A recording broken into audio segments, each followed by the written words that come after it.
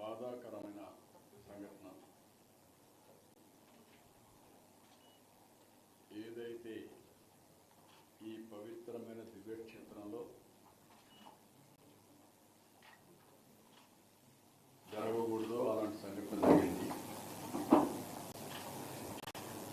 నిన్ననే విశాఖపట్నంలో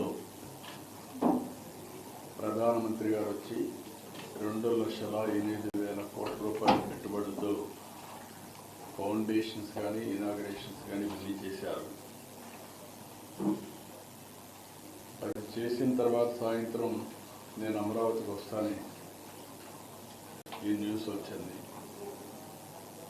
మనసు పూర్తిగా కలిసివేసింది. చాలా బాధపడుతున్నా. వెంకటేశ్వర స్వామి సన్నిధిలో ఎప్పుడు కూడా మనసా వాచ ఇక్కడ ఎలాంటి అపచారాలు జరగకూడదు, అలాంటి పవిత్రమైనటువంటి దివ్యక్షేత్రంగా దీన్ని ఎల్లప్పుడూ నిలబెట్టాలని నా తాపత్రయం. ఒక భక్తుడుగా, ఒక ముఖ్యమంత్రిగా ఈ దివ్యక్షేత్రం యొక్క పవిత్రత కాపాడే బాధ్యత ఎప్పుడు తీసుకుంటున్నాను, ఇప్పుడు కూడా తీసుకుంటాను. అయితే జరిగిన సంఘటన చూసిన తర్వాత నేను సైట్ దగ్గరికి వెళ్ళాను.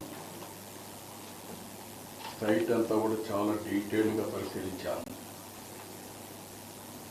అక్కడి నుంచి హాస్పిటల్కి వెళ్ళాను, అందరితో మాట్లాడాను.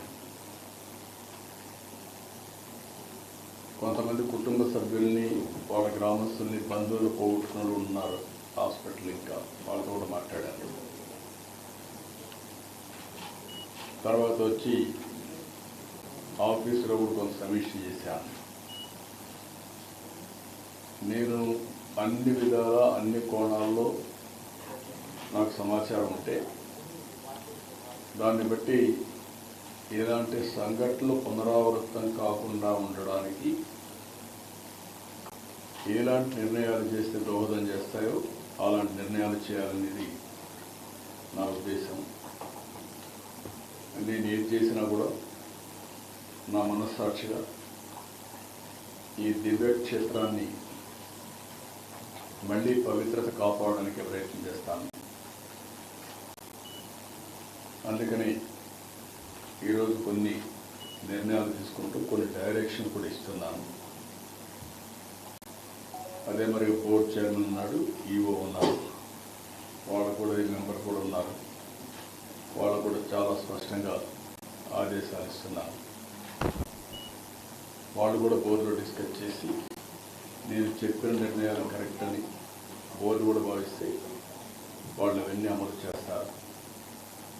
అల్టిమేట్గా ఏ వ్యక్తి కూడా ఈ పవిత్ర క్షేత్రం వ్యక్తిగత ఎగోతో కానీ మన యొక్క అసమర్థతో కానీ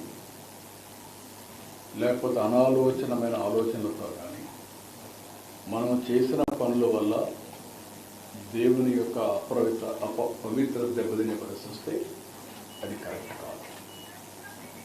తెలిసి చేసినా తెలియక చేసినా తప్పే అవుతుంది. రెండోది, అందరం కలిసి ఇక్కడ దేవునికి సేవ చేస్తున్నాము అనేది ప్రతి ఒక్కరికి రావాల్సిన అవసరం ఉంది. ఇక్కడ రాజకీయాలు కూడా చేయడానికి వీలు లేదు. రాజకీయాలకు అతీతంగా కలియుగ వెంకటేశ్వర స్వామి, కలియుగ దేవుడికి మనం సేవ చేస్తున్నామనే